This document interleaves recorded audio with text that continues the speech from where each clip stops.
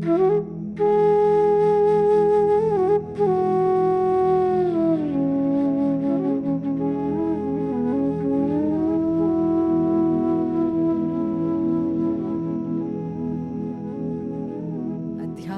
Brahmayajna Pitrayajnastu Tarpanam Homo Daivo Balirbhauto Nriyajnyo Atiti Pujanam. There are five areas of being a contributor, a participant in the world. What is Guru and why should one have a Guru and what is Guru Bal? A great value is given to Guru because Guru is one who removes self-ignorance. Gukara sandhakaro vai rukarastan nivartakaha andhakara nirodhitvat gururitya vidhiyat. Nowadays we use the word Guru for everything, and a Guru, even a gangster head is called a Guru, right? In his context. Any context, Guru. We are the only culture, living ancient culture on this planet which can boast of seeing sanctity in life. The Naga Shaktis, I found they are the prominent Shaktis that are interacting with the villagers who live there, who trust them, who believe in them in day-to-day life. Simple day-to-day living also these beings are guiding. Message I would say for the people of our country and people of this planet. Ganga is mother not only for Indian citizens, but she's a mother of the planet, our way of life. We need to know this because this is how we will empower ourselves, our children, and protect the spiritual traditions of Himalayas, Ganga, and rest of India. Ammaji, I'm privileged. I'm here, one, because of God's blessing and yours blessing. But I'm also here because of this gentleman, Mr. Vinod Achanta, a very dear friend of mine. He happened to me, this whole podcast thing has started with my passion, but now it is his vision to handle me and hand over me to the different parts of the world. We are going with a great vision, and with your blessings, I'm sure that this initiative of podcast will go to the next level. Mr. Vinod, he's your Sishya, is your student. And whenever he speaks about Purna Vidya, he takes a lot of pride and passion. And a lot to learn from him. I call him as my mentor. So, Vinodji, welcome. So, I need not introduce Guruji, you introduced me. And you know, better person, no other better person than you to speak or seek that enlightenment again from Ammaji about Purna Vidya or the way of we lead our life or the Ma Ganga. Over to you, sir. Thank you. Thank you. Namaste, Ammaji. Namaskar. Oh.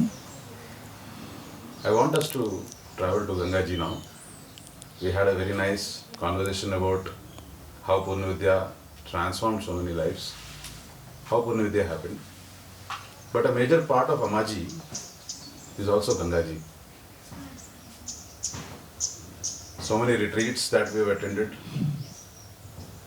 so much of love that flew. I want to start with the Ganga Arati Wala song that the young children sing over there. So as to take us there, let's sit beside the banks of Ganga now and start. Ganga ji गाइए जा नित गंगा की धारा हाइए जा गंगा जी गाइए जा नित गंगा की धारा हाइए जा मानव चोला बड़ा अनमोला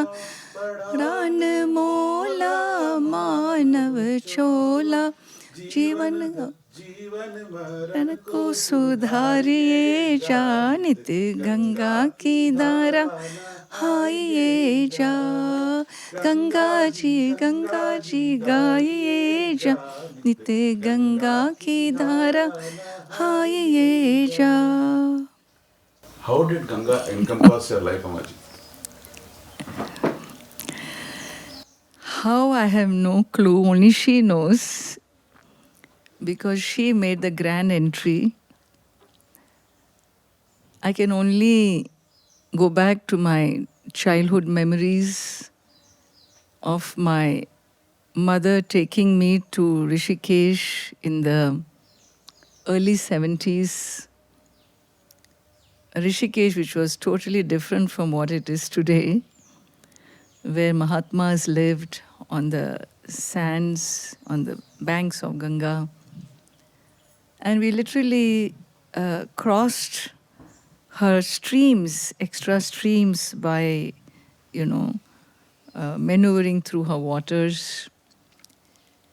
So the Ganga I have seen, my mother was a great lover and devotee of Ma Ganga. And I think as a child, the inspiration came from her. So owning her up was not difficult because my mother taught me what she meant to her.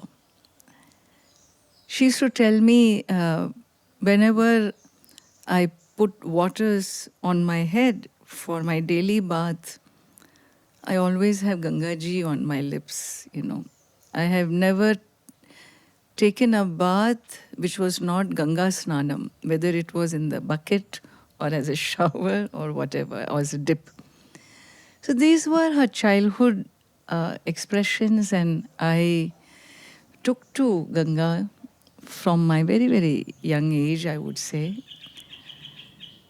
But one thing I would say is, as you grow, your relationship, your maturity, your understanding, as it grows, a certain innocence of a child's connect shifts. It takes, of course, shifts. And from just being a playmate, you go into her and play with her. She became my spiritual mother. Today I have a home on her bank, and for me she is my Upasya Devi. That's how I see Ma Ganga. So here I have a question, Ammaji. Very sorry, Vinodji. Is that when I say Ganga, it is from Jatayu of Shiva. So how sacred Ganga is in terms of Indian culture, Indian spirituality. It comes from Shivji. So can you elaborate what is Ma Ganga is? Ammaji, We, also I request to do the Anvayam of that Namami Gange. The mantram, Shankaracharya mantram, maybe we can, yes. it's going with that story. Yeah, okay. Devi Sureshwari Bhagavati Gange Tribhuvana Tarini Tarala Tarange Shankara Mauli Viharini Vimale Mama Matirastam Tava Pada Kamale Bhagirati Sukhadayini Matas Tava Jala Mahima Nigame Khyatah Naham Jane Tava Mahimanam Pahi Kripamai Mama Jnanam. These are the opening lines of Adi Shankaracharya's the great stotram called Ganga Stotram. And yes, Devi Sureshwari Bhagavati Gange, who moved in three worlds, Tribhuvana Tarini, Tarala Tarange. Your waves are not always smooth, they jump, they bounce. That's how you have come. Through the three worlds you move. because she came from there, came to earth, and also went to the Patala Lokas. And you came from Shankara's Jata, and therefore you're Jnana Ganga, really. Jata and Shiva is all omniscience, and so she becomes Jnana Ganga. She becomes the giver of knowledge from the higher worlds. Mama matihi asta, may my mind remain tava pada kamale. May I ever remain at your feet to receive the knowledge, you know. May you be my teacher of this great knowledge of oneness.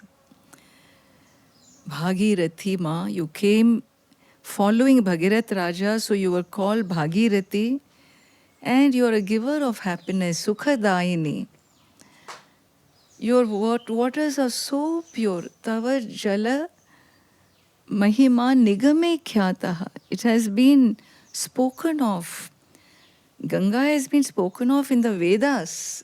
She is not something that came recently. She belongs to she's a Vedic goddess. I do not know your greatness because I'm a Ajnani. And I do things in my ignorance that violate, that hurt, that destroy, that damage. Please protect me. Please forgive me for my mistakes. In you only I will come, take a dip in you for you to cleanse my impurities, my demerits, my papa karma. And so this civilization has looked upon Ganga really as one who descended on earth to release ancestors, to release living people from cleanse their sins, their wrongdoings, purify themselves. We do so much wrong, but we also need a place to cleanse, you know. What has the power to cleanse my wrong actions? Nothing else but a goddess in whom I can offer myself. And that's why Ganga ji, we are a civilization of Ma Ganga and Himalayas. As long as Ganga and Himalayas are there, the Vedic civilization is vibrant. And so they are icons. She's not a river. Way of life. She's the Jnana Ganga. She's the flow of knowledge from the higher worlds. So, Maji, you get a lot of students, you get a seeker, you get somebody who's medically challenged, you get a yoga student, you get somebody from therapy, you get somebody who teaches music. How does Purnavidya connect Ammaji with these all kind of students to the world? How does that karmic shift happen? And what are the various ways in which people have connected to the Purnavidya's mission? If you can give some examples, that would be great, Ammaji. See, when you say it is Purna Vidya, it's complete, it is fullness. In a human life, how does fullness express? For different people, needs are different, you know. The wants are different, the search is different. The search of happiness for a hungry man is just food. The search for peace for somebody who doesn't have a family is just a family. The search for a cow who's in the garbage dump is just somebody comes and gives us some banana or grass. For every life, whatever be the life they are in, whether it's human or any life form, our needs, our search for that one, for that peace expresses in so many ways. And therefore, I really have a conviction that if you really want to express your oneness, the language of unity, the language of oneness, if this vision really has that power of wisdom that it does, then in a life that has owned it up, it should have the tenacity. It should be so inclusive in its ethic that there will be ways to absorb and accommodate. And isn't that what Indian civilization is about? We always boast of unity in diversity. There isn't any faith that came into this country that got rejected, that you cannot practice your faith, your culture. People came, as invaders, we absorbed them. People came fleeing because they lost their country. We absorbed them. Who have we not absorbed? What is that power of absorbing into a larger vision of peace and live and let live philosophy? It is Vedanta. It is Advaita Vedanta. It is through and through in our culture, our consciousness, our collective consciousness of this land. And therefore, when as a spiritual leader, as someone who lives her life with the teachings of oneness, yes, there have been different people who come. People in need of different things. Some may be socio-economic, some may be a certain discipline, some yoga, some Ayurveda, some Purna Vidya is a Vidya that brings fullness, that brings completion to whoever, purpose, to whichever field, whatever your need may be. I cannot say I am a teacher of oneness and my neighbor who the house is burning and I don't go in there and help. A land is collapsing, there is a cloudburst, there is a calamity. Hundreds of cows have died because of extra snowfall and so on, so forth. And I am somebody who gives this knowledge for all of us to transform and awaken to oneness. We are one family. Vasudha eva kutumbakam, vasudhaiva kutumbakam. The earth is one family. Not who is inside under my roof, personal roof is my family. The planet is my family. And therefore, Purna Vidya is a knowledge that taught me to own up. So when I never say I cannot help. I always say what I can do, let me do. Whatever is in my capacity, I will not stop doing because that is how Purnatum expresses in your life. There's this beautiful time, I think it was 2016 or 17 Ganga Dashera, where we were all there for the 10-day retreat and the Bhagavad Gita 9th chapter was being taught to us. So one of these nights, I think it was Amavasya, Swamiji called me, said, get your camera. So I got the camera and I said, go take a photo of Gangaji and come. So Swamiji, there's no light, there's nothing, it's so dark. No, just go take a photograph and come. So I took a photograph and came back. I was expecting it to be pitch black, but there were some dots on that, some bigger dots, some smaller dots. The mysterious part, we will keep it for separate. But the question is the celestial beings and the celestial connection over in the Ganga belt. I'd like you to throw some light on those things so much. Well, we have experienced it personally. I think we want this to be going to the world in a way they understand the celestial connection. Whenever an Indian wanted to go in search of God in this culture, they always went to Himalayas and primarily to Ganga Valley. And the families also will say goodbye because once you go, you don't come back.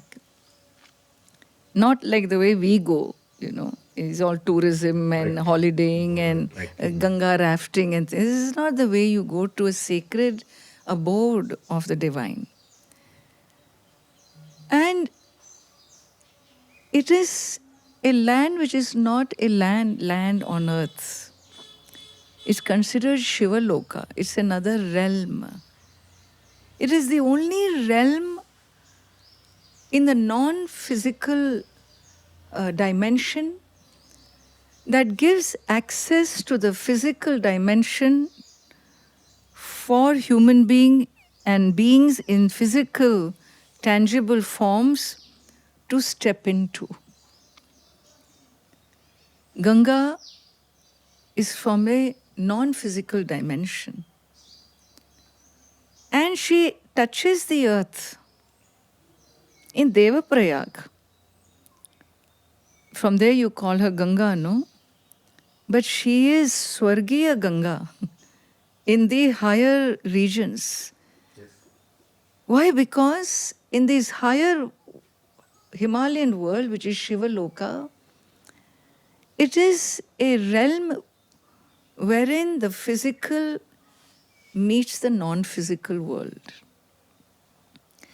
And the non-physical world is so vibrant in its non-physical reality that there are some worlds there that have consented to remain in communication with the physical realm. Some worlds have. And so it was left to the human beings in the physical realm to access the non-physical dimensions. Our Rishi Munis, our sages, people who went and stayed on Ganga bank. There are so many sages who lived their lives on Ganga banks. If you go from Uttarkashi above, part by part you can tell. Sage Matanga Muni, Sage Parashara, Sage Rishishringa, Sage Markandeya. It is endless. There are so many of them. Sage Parashurama in Uttarkashi itself. And so what were they doing on those banks? They had their tapas, enough penance.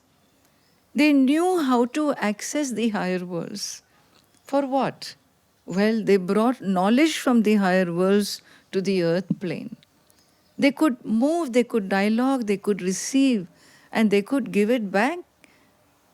All these sages who wrote your Ashtanga Hridayam and your Yoga Sutras, and all written by sages. They were scientists. They were scientists, they were researchers who did their research with the higher worlds through their astral travels, that their consciousness, their dimensions was so vast that they could traverse and bring back knowledge. They were our real researchers and scientists of this land. And so that valley, those beings, I used to think, before I began to live on Ganga bank, I had gone through, I had studied the Itihasas, the Puranas, and we always hear of Yakshas, Kinnaras, Gandharvas, Matrikas, Nagas, and we think, these are all celestial beings. That's all. Written in the books, mythology. Mythology, what is mythology? That which is not a reality is mythology. And calling it a mythology is, I think, the biggest sacrilege. After I went there, I recognized this is no mythology. Reality. This is a reality. It is a reality of a non-physical realm. And who are we to call it mythology? It's only if we are close.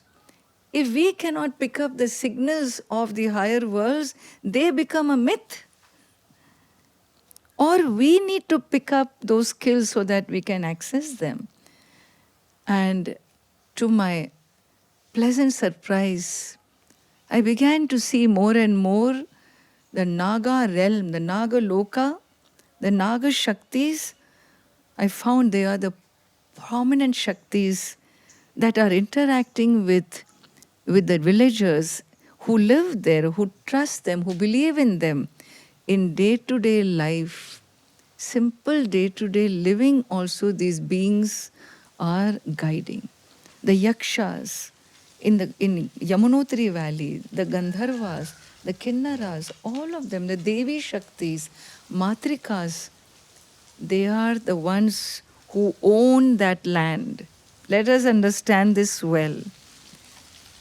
An encroachment, if you encroach somebody else's land, you are a atatayi. It is a great sin.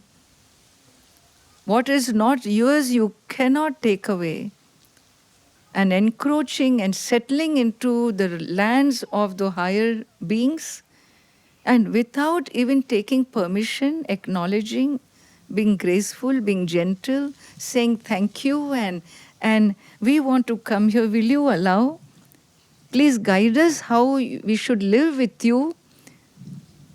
If human being doesn't learn to do that, Himalayas will not allow human civilization to sit there. So when you went there, the glacier was Big. Gangotri Glacier was big. It was in 1998, it was 16 kilometers trek from Uttarkashi to Gomukh. Today it has gone to 21, 22 kilometers in such a short time. The glaciers are receding. The height, it was so majestic to see all the snow, the white and the green hues of the snow, blue-green hues. And then from inside, Gangaji emerges, the first darshan. Today, you only see soil there. You only see, what do you call that? That debris, yeah. The mountain debris with the glacier. Yeah, you don't see that snow cover. You don't see. okay, Amaji. Now that we know the importance of Ganga.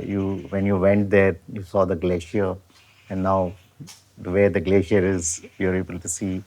I think Vinodji experienced the 10 days retreat, and Vinodji, according to you, what is that the common audience or the people of India should know that about Uttarkasi and Ammaji's efforts in that area?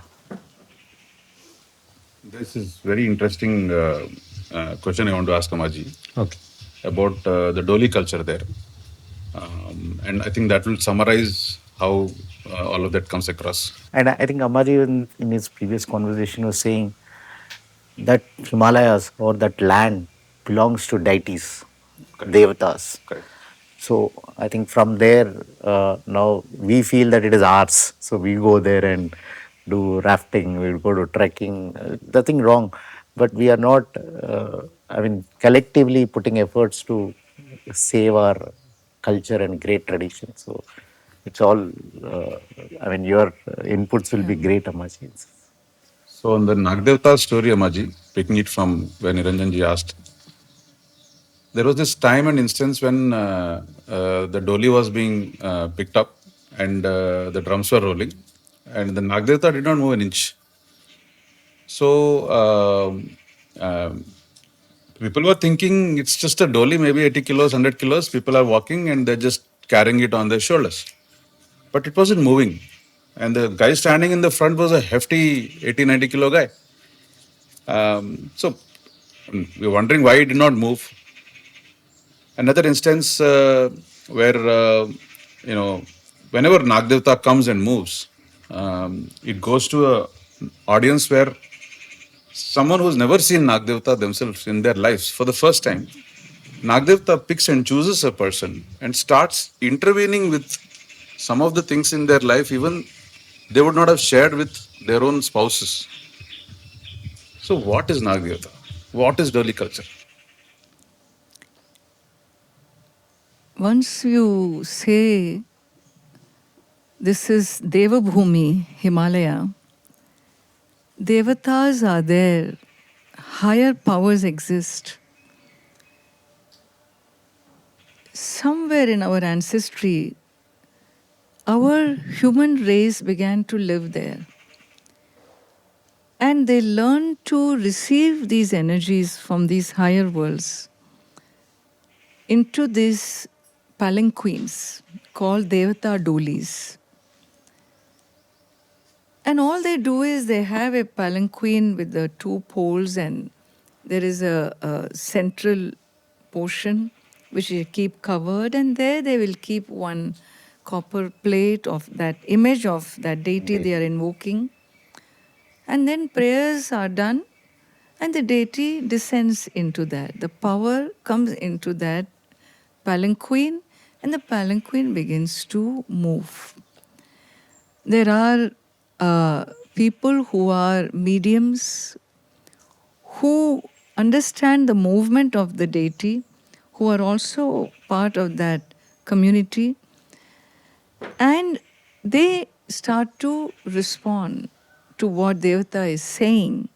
And they ask a question and Devata replies, not through the voice apparatus, but through the movement of the doli. And this is seen in Himachal, it is in Kumaon, it is in Garhwal, in Uttarakhand, but it is in pockets. In Himachal and all, Devi dolis are there. If you go to different other parts, there are other pockets of doli culture. But in Ganga Valley, every village has a doli. And the entire valley of this Ganga stretch from Uttarkashi to Gangotri, about 100 kilometers, Ganga stretch. There may be about 100 villages. Every village has Naga Devata Doli. And so we come to understand that that whole, the Shakti, the powers that are around Ganga are Naga Shaktis are there. And specifically Vasuki Nag and Kaliya Nag on two banks of Ganga. And there is a lot of Skanda Puranam in Kedar Khan. Many things are written about the Nagas. Again, it's Purana and you can dismiss it or get to understand that you're entering into the celestial realms. And these episodes are episodes which the Rishi Munis saw that we don't see. It has a logic that goes beyond human logic. It's not a logic related to vertical time and space. It is not a world of 3 dimension here. And when you shift dimensions, you're no more in vertical time, then don't talk about history as being your only truth. And don't, that which doesn't fall in historical time, don't say doesn't exist and it's a myth, because we are going to be big losers if we cannot respect the non-physical world that exists. And so here, Himalaya has these realms, these energies, and they interact. Today, it's a great blessing to go there, to be guided by these powers. When you sit on Ganga bank for so many years, you begin to see how Ganga guides you. You live with the Himalayas, you know when the stones speak to you, the rocks speak to you, the snow speaks to you.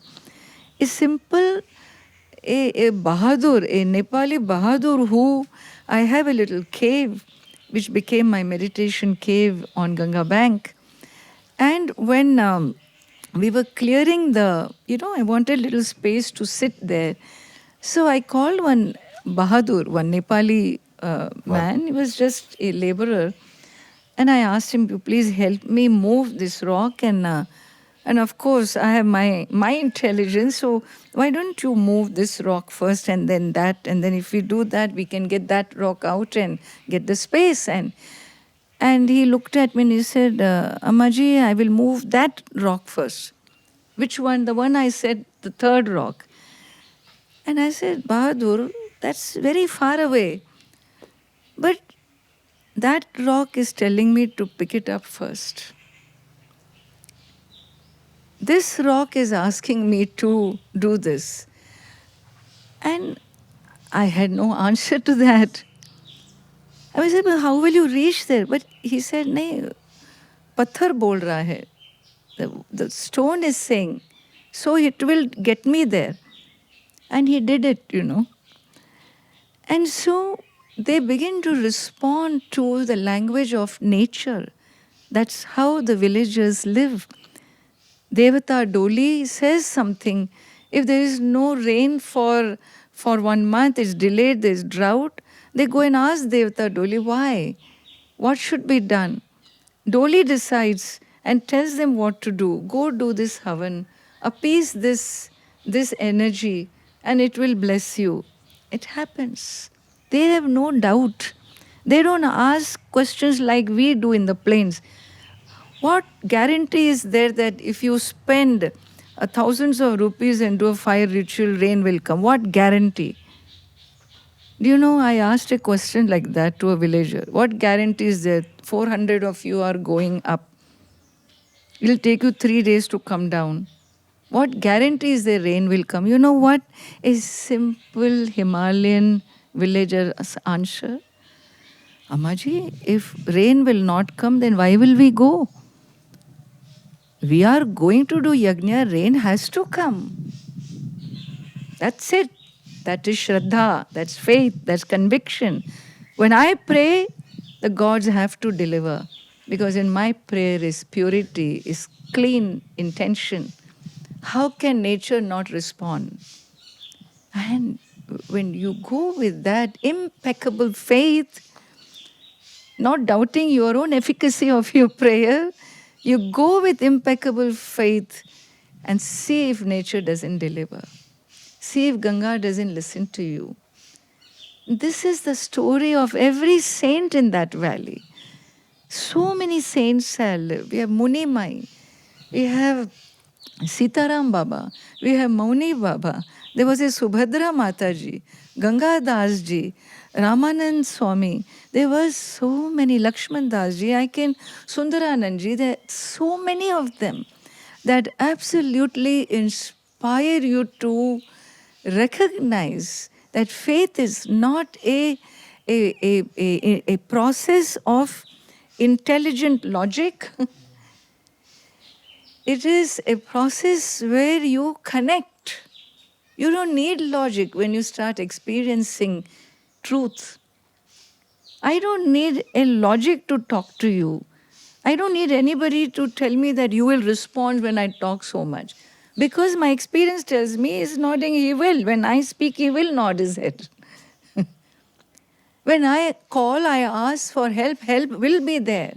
That conviction I saw, that saralta, the simplicity in the village mind, in these monks, these saints who have nothing materially, but they live with such unity and such harmony with nature, is simply stunning to see. And these are people of contemporary India. Imagine what it would have been in those days. And this is exactly what spiritual Bharat is all about. And Ganga, Himalayas, the higher worlds support this. They support. The universe is so kind. Omniscience has no reason not to support human effort to go towards it. And so you always find you're being held. Never you feel you have to hold your life. You are held. On those banks, you feel it, you sense it, you know it. I just want to acknowledge the part where my daughter, who has cerebral palsy, was chosen similarly by a Nag Devata. Yes. And I can tell you, well, the medicine world gave up. People said she can't walk beyond a certain time. She not only walks, she goes to a school where she's independent. She's getting her own grades. She's telling me she wants to do this in the future, that in the future, and there's nothing more a parent can ask when the medicine world said that she can't walk. But when the Devata worked on her, it was a very fierce 5 minutes of working that happened. And there were so many cries, there was things. So I want to acknowledge that part, that I've seen this, being a science student myself, the metaphysics of what the Devata can do. Shifting to the Gangotri trek, which you helped us to with the German yoga team and my own partners. When we were going there, we stayed with the Mauni Baba ashram. I was surprised to see that in Tapovan, about 26 years, the Baba has been there, and maybe one or two times for Mahakumbh and all, he must have come down. When you talk about these sages who have been there, who spent such time, Ammaji, can you throw some light on one or two stories of these sages? These are so real, so mystic, that we really want to go there yet again. There's the belonging there. Can you tell about the story? I think the Atmaram story was a great story to. I keep saying story, but these Yeah, are yes. realities that we have seen with our own eyes. Yes, yes. It is really so inspiring, so touching to know of these saints of Himalayas, but society never saw them.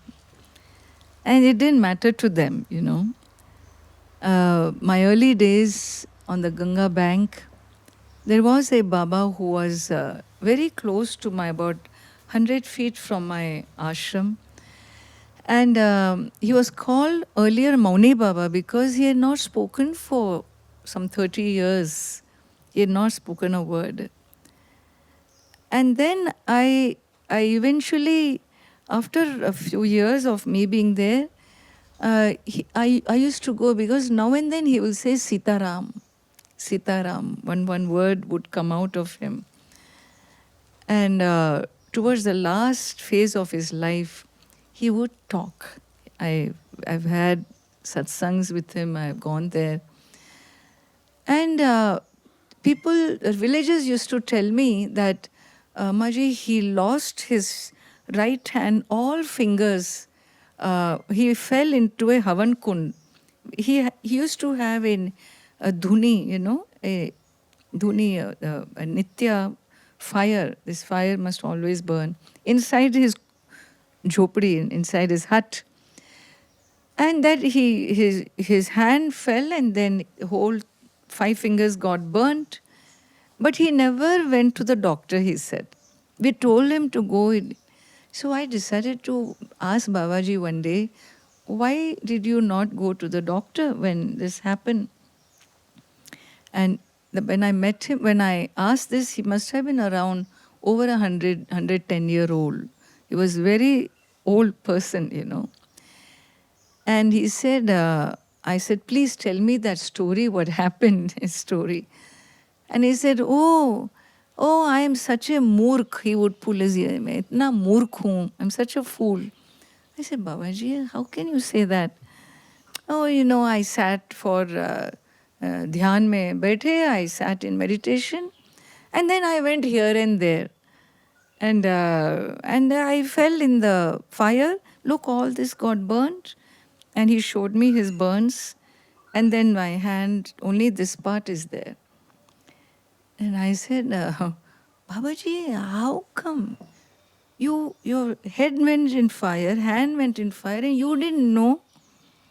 How can you not know? A small needle prick, we jump, no? We see, we feel. How you didn't know? And he said, did I not tell you? I sat there, but I went here and there. Early days, I didn't understand what is going here and there. And I said, oh, okay. Then when did you find out? And he said, you know what happened? Don't tell these village people. Don't tell. They already think I'm crazy. Don't tell them. I said, no, I won't tell the village people. But I told rest of the world, And he said, what happened? Gangaji came. If Ma had not come that day, I would have been fully gone. But Mother came, and from the back she held my waist and she lifted me, and that's how I came out of the fire. Then I said, Babaji, your hand got saved, but your fingers were gone. You could have gone to the doctor, no, at that time?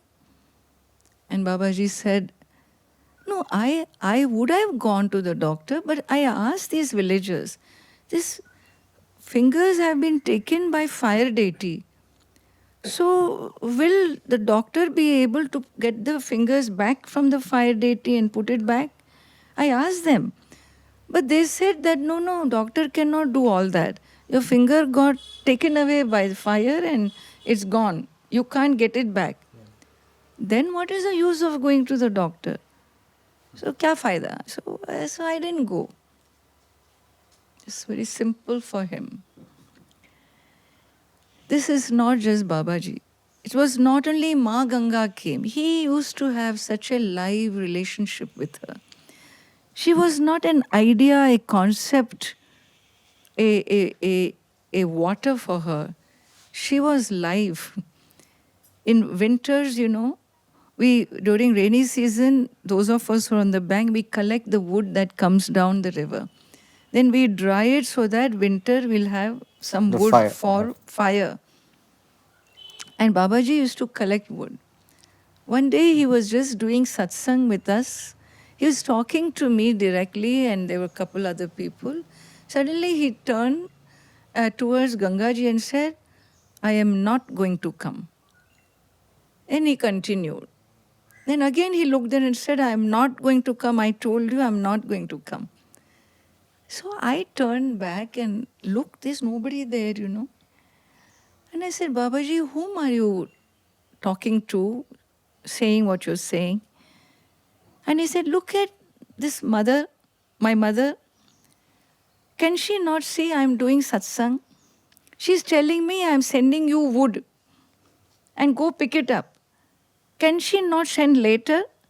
I am not going to go. I am going to continue my satsang. I look, I don't see any wood coming. After 3-4 minutes, a whole bunch of wood is coming down. And then he turned and said, look, see, she wants to send now only. I am not going to go. And he didn't go. This is how, it was live. It was like talking to, how we talk to each other. These saints spoke to the divine. Sadhana, Shraddha. Muni Mai, you want to know another? I would love to share a female saint. Yeah, please. Please, Ammaji. Subhadra Mataji was there. Okay, I'll talk about Muni Mai. She was in Uttarkashi. And she used to worship Ganga every day on the bank. In 1991, the calamity came, floods happened. And of course, government is very alert. They sent, on those megaphones, they sent announcement, clear from the bank, move away from the bank. Everybody moved away from the bank. Munimai won't go. And people kept saying, come, come. She told her disciple, go just run up and bring. We still have 30 minutes because when floods happen up, they measure how long it will take for water to come, reach Uttarkashi. I still have time. You run up and get from the shop a full red sari, like a marriage sari with puja items and big mala and bring. She said, Mataji, not now. You go and bring. And she went up, this disciple, and brought and gave her and said, now let's go. She said, you go, I'm following. So everybody had gone. Gangaji has come near. People are calling out. Now no one will go down to bring her up. Come, come, come. She fell deaf ears. And she worshipped Ma Ganga. This big plate of beautiful things for Gangaji, which she had just acquired. She lifted that plate and offering to Ganga. At that time, by then, Gangaji, the floods have reached. The waters came, people are watching from the main road, and waters came and one big wave swept up, snatched this plate from her hand, and went down with the plate. Never another wave rose up. She was surrounded by water, but she was not touched by water. There are hundreds of people on the main road who saw this. Anyone ask her in Uttarkashi, Munimai story, they'll tell you. So when I met her, I was so inspired by these saints. I went and I asked her, I said, I want to know, what was that? Why did you not go away like everybody else? What made you stay back? And she said, Bete, she said, you are my child, you are a sadhvi. She said, whole life I lived here praying to Ma Ganga as my mother. Finally, she comes in her royal form. Purna Swarup mein, she's arriving in her royal full form. Should I also not worship her royally? Should I also not offer her bigger sari, not a small vastram, bigger mala, not one flower? I have to give her because she is giving me big darshan.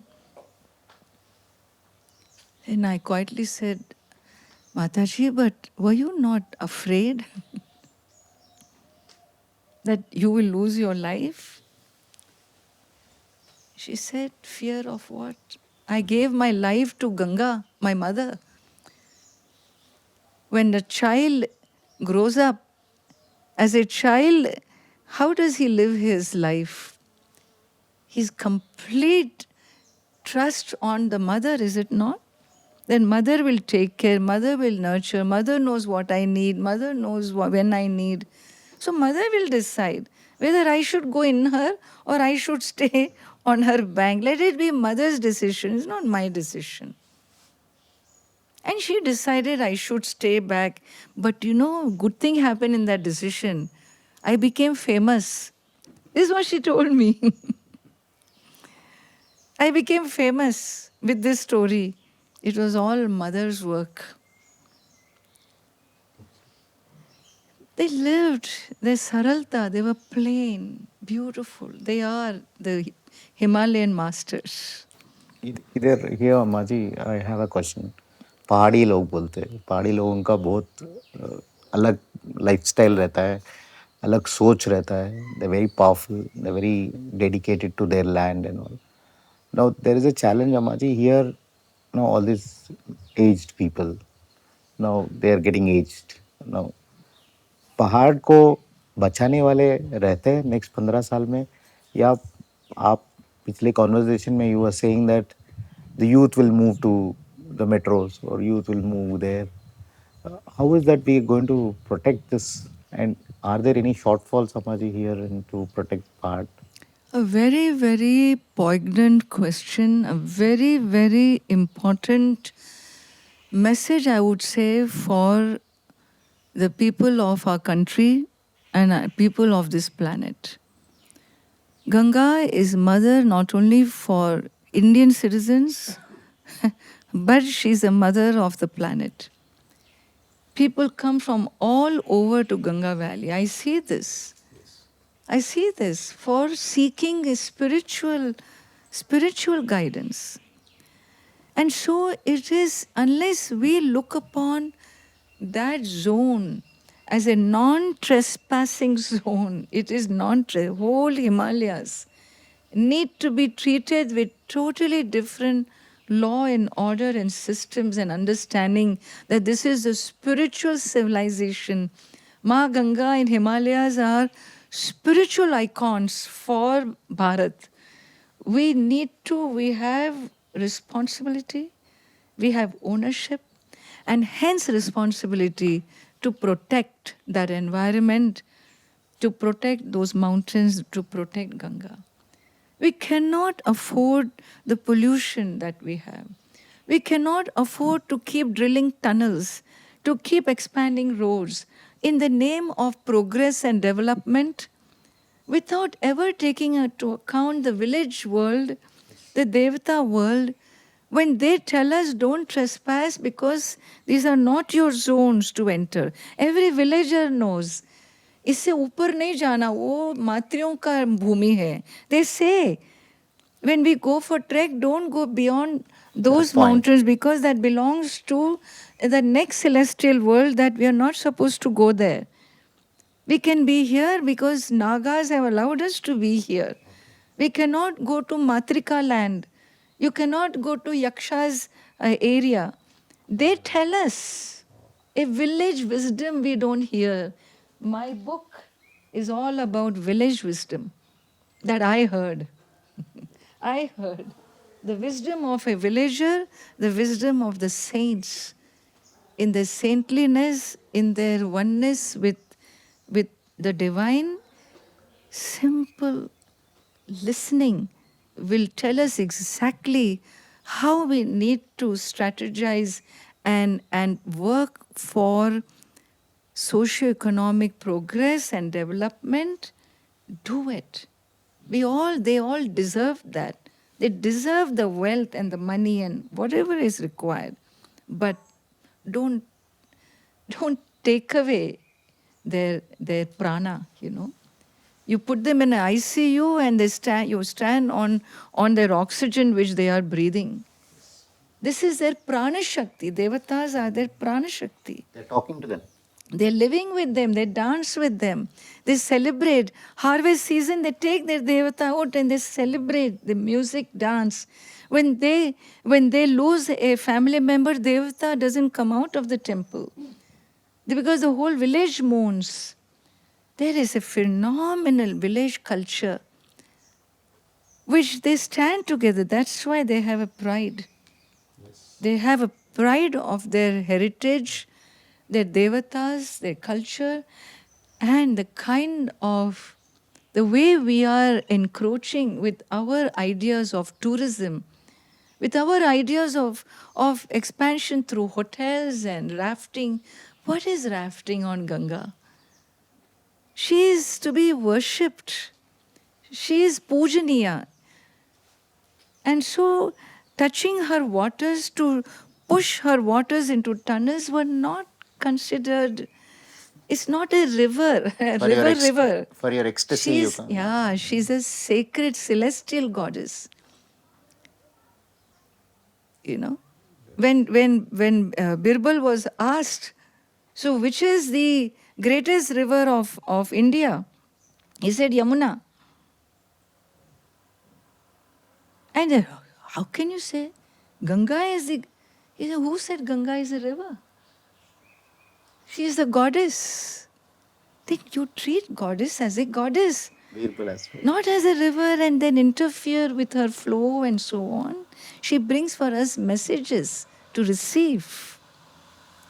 It is in that spirit the village ecosystem exists with the gods. And we must not disturb that. It's our responsibility to protect that.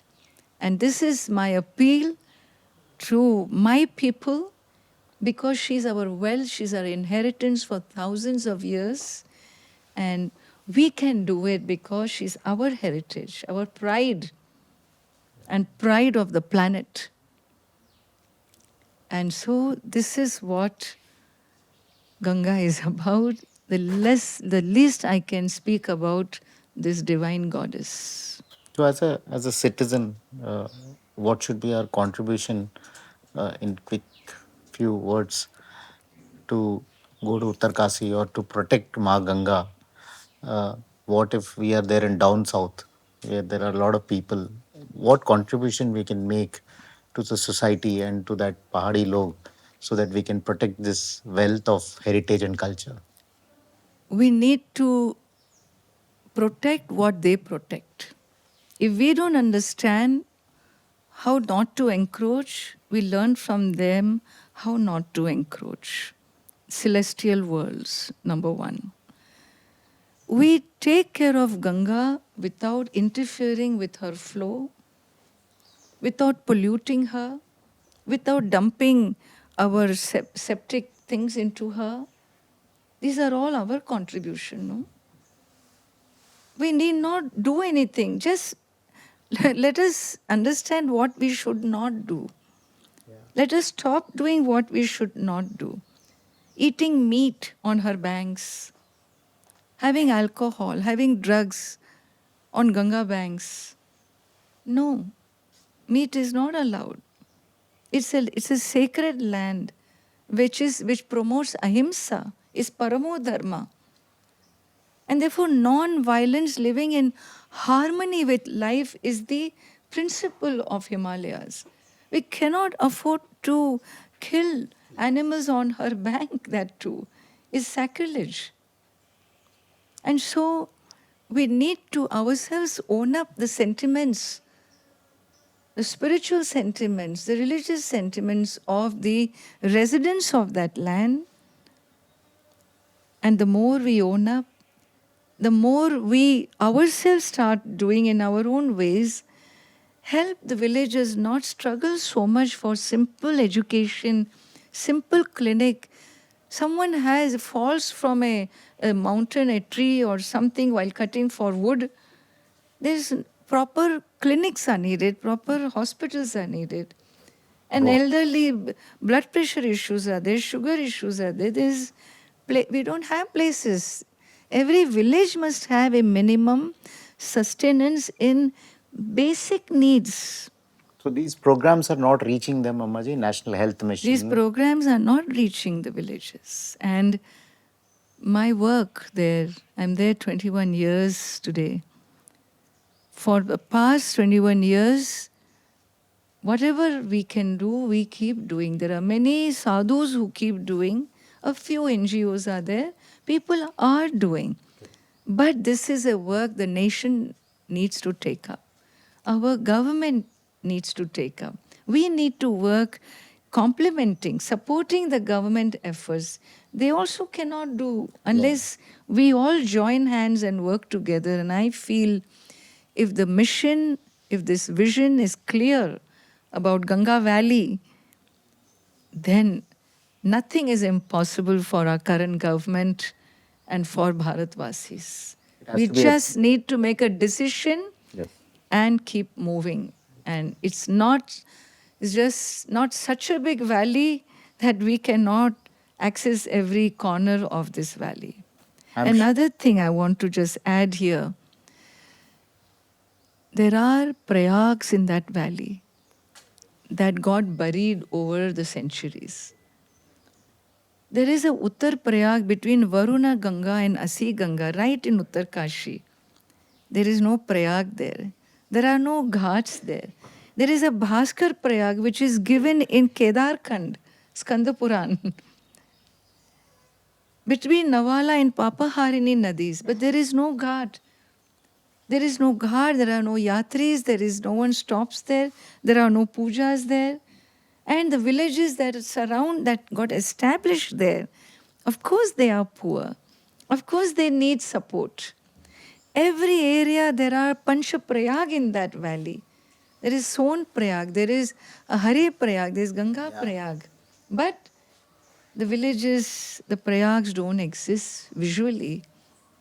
Even if they were there, with the calamities they have been, like the Dharali recent calamity, you don't even know what Dharali was just 6 months back. So he was telling me that he went to trek and he had a conversation with you from there.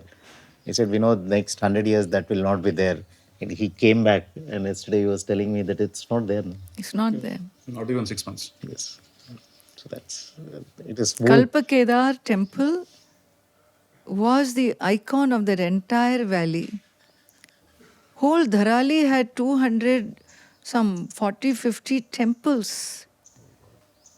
Because that Mukhwa was there, Mukhi Mat, which was the seat of Gangaji of winters.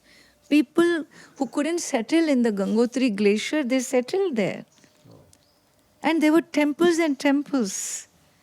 Finally, in the 1800s, there were 3 temples. That became 2 temples. That became 1 temple. That temple began to sink. A 1,000-plus-year-old temple began. That Spatika Lingam of the Sanctum Sanctorum you couldn't see, because we knew this Kalp Kedar temple was half sunk. And I said, how long will pray we protect this? No proper worship used to be done, because people didn't know things. Poor, they're struggling hand to mouth. What worship? Where they will go that far? And we've been trying to protect that temple. Gone. Just like that, it was over in 34 seconds. That's all it took for Dharali calamity. 34 seconds. That majestic 1,000+ year old Kalpa Kedar was gone. Who is to be blamed, Ammaji? I won't blame anybody. There's no one to blame. All we need to do is wake up. So, Just keep waking up. stand up, yes. Bharat is sitting on such a treasure of spirituality. Let us look at our treasures than leave our country to find treasures in the outer world, you know. We're crossing oceans for the gold rush. So, Mare, in your country, what is not there? Tap, you see, dig. Minerals. You will be richer than rich, you know. Veda Bhumi, Karma Bhumi. So, Amaji, a follow-up question to this is India's dependence on Devbhumi.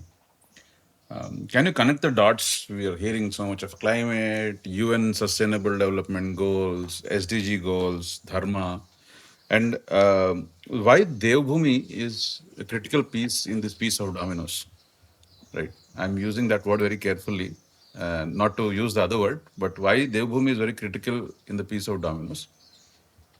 We're talking about growth corridor, we're talking about the 4 laning, we're talking about so much to be done there.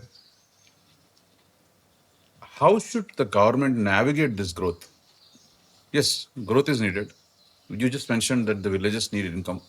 But how should they navigate this growth? What is the process they should follow to navigate this growth? I would say culture-based development. Centers.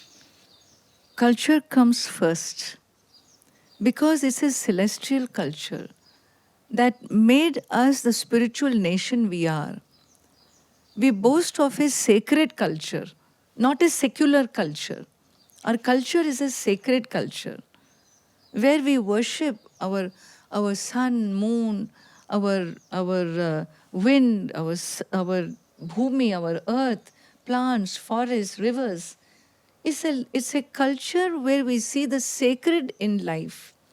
And this culture emerges from, you can see it live there.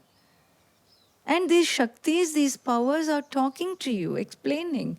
They are guiding, they are telling. But who's listening? Only a villager is listening. What is his strength? To protect his village. Maximum. At the most. And in the meanwhile, there is penetration of media, of these phones, of the world, and the people, tourism. So it's confusion. People are confused there. Young people are confused. I was there when there was a calamity. And a similar thing happened. This is before Kedarnath calamity. You know, the Ganga came and everybody said, run, run. Same thing I went through. Like Munimai.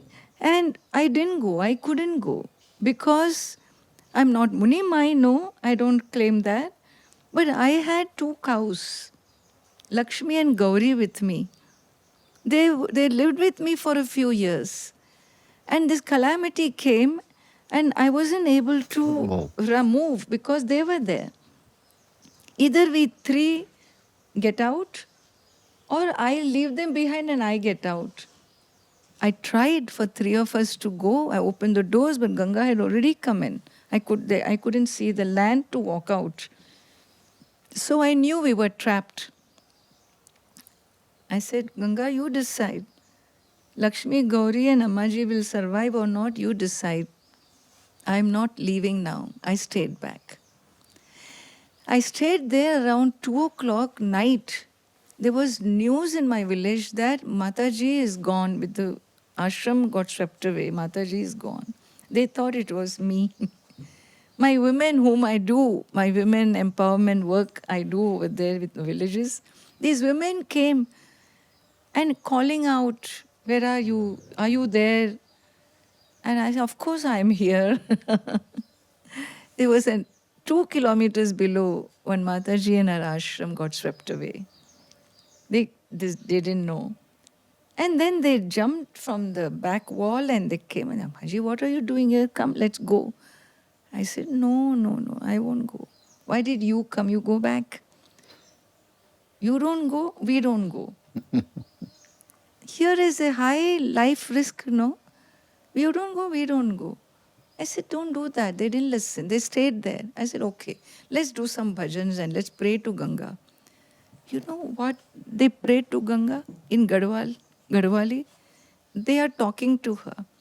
They are telling her, we are also mothers. When children do wrong, mothers know how to forgive. We forgive. We calm down. Why are you not calming down? We have said we are sorry. Calm down. Don't take away lives. You are our mother. Don't do like this. Then I said, what is this dialogue? What wrong did you do? You're saying this. No, Ammaji, we sent our children to Dehradun. We send our children for jobs in the plains. They should have taken care of their bhumi. Bhumi, we neglected. Our animals, we neglected. Our devatas, now my children all went. Now they don't want to come back. And this Pahad mein village children are going down, then who will take care? And then the gods will get annoyed. And they are showing us their anger. But after all, she is mother, no, Ammaji. She should calm down, no? This is their logic. We may think it is silly, we may think it is stupid. I see phenomenal wisdom in the village. Because they knew how to live in harmony. Gita says, Devan bhavayatanena te devaha bhavayantuvaha parasparam bhavayantaha shreyaha paramavapsyatha. You glorify them because of what they give you. When you glorify them, you thank them, they protect you further. And by mutual nurturance, you align with nature, and that's how you move forward and get your moksha, get your liberation. These are the words of the Gita. That's the life of a villager in Ganga Valley. And Gita also says if you don't acknowledge and you just grab and run, then stena eva saha. You are a thief. Because you don't even say thank you. Yeah, that's what yesterday we learned. Bas. So therefore, gratitude. Bharatiya Sanskriti is about gratitude. You live in gratitude. Reverence and gratitude makes the collective consciousness of the people of Bharat. The day we lose gratitude, we will become aggressive civilization. Bharat has been a docile civilization. It's been a mother, inviting people, keeping them, tolerating, absorbing.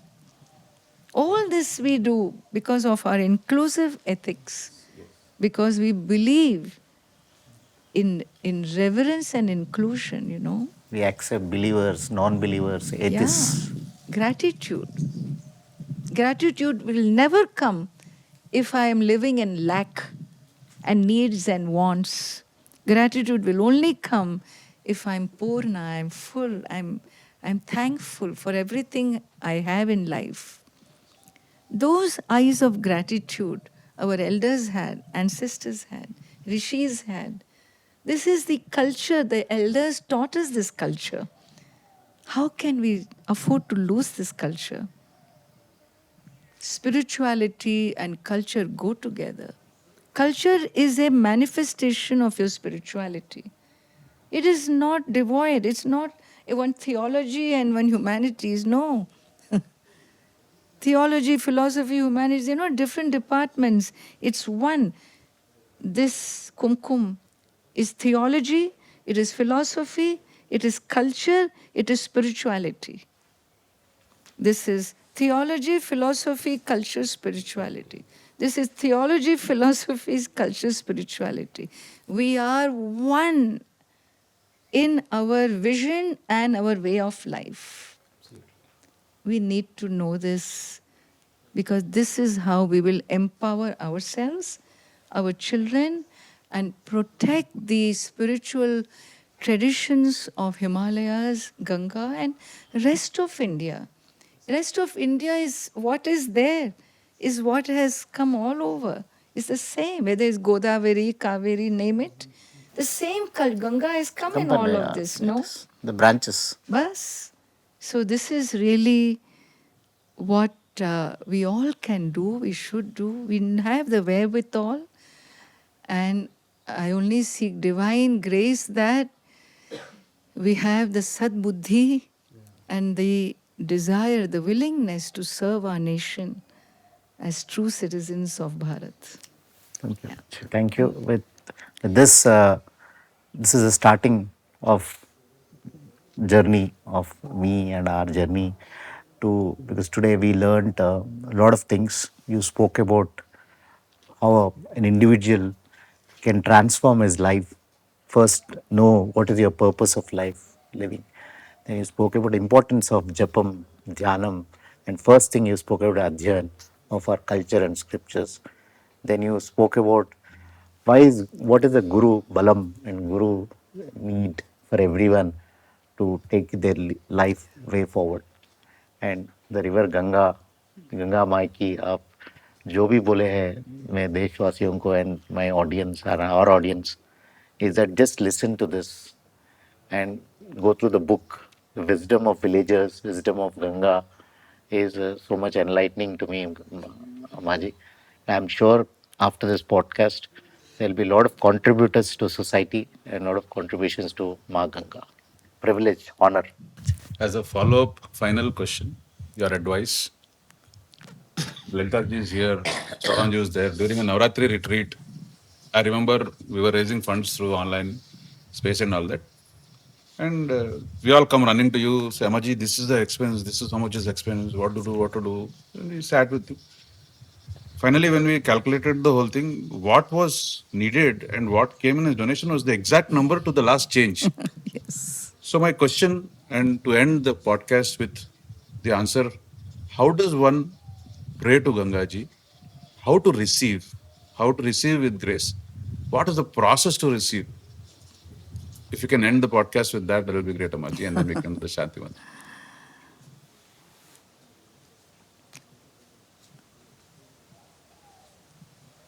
To me, it's all about surrender. Because the magic is happening all the time. It's happening right here. It's happening in the leaves, in the trees, in life, in death. Everything is happening, already happening. Whether I do or not, it's happening. And so if I can only move out of the way, learn the art of not interfering with what is going on and see that even if you don't do, this will happen.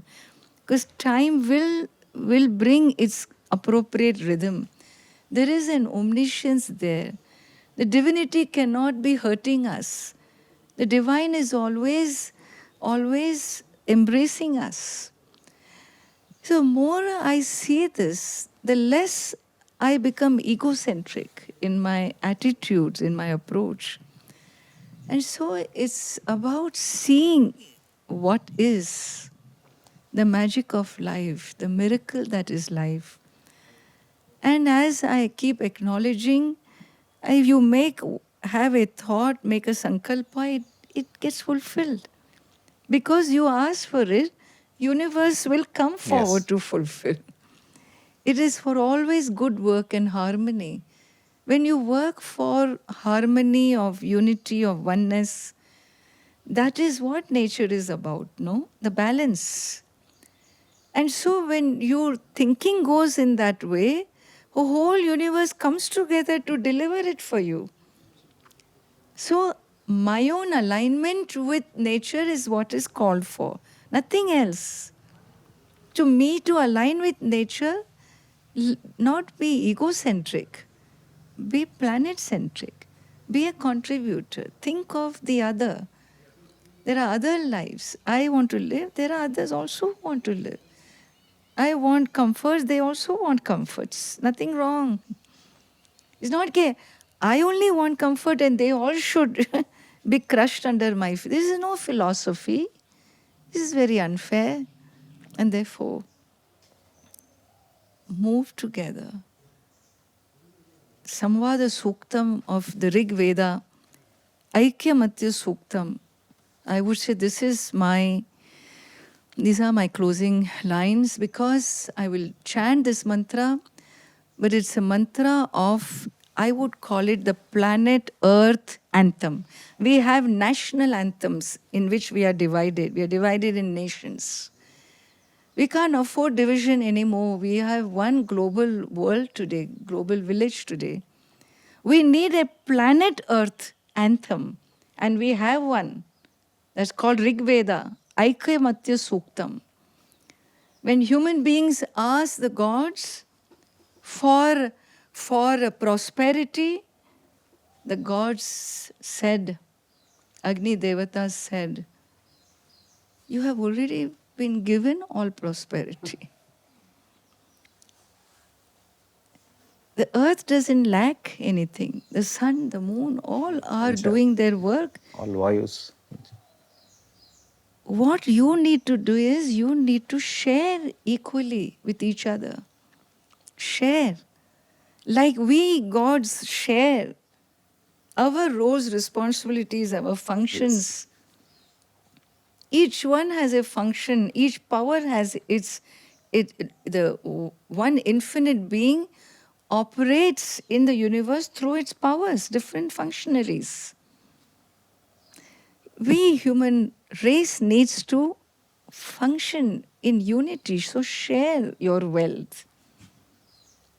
Let there be no disproportionate economy on this planet. And then the Aikyamatya Suktam says, think, come together, have dharma that is together, pray together, intelligently move together. Togetherness. I purify you, I help sanctify you.